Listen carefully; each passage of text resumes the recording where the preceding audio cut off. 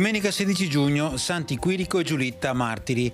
È il 168° giorno dell'inizio dell'anno, ne mancano 198 al termine. Il sole sorge alle 5:21, tramonta alle 21:02. La luna si leva alle 15:25, tramonta alle 1:56.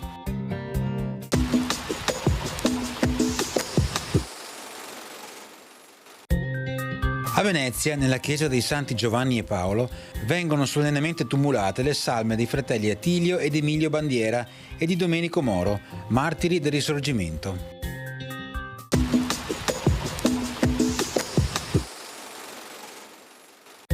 Le previsioni per domani: cielo sereno, poco nuvoloso, salvo sviluppo di attività cumuliforme pomeridiana sulle Dolomiti.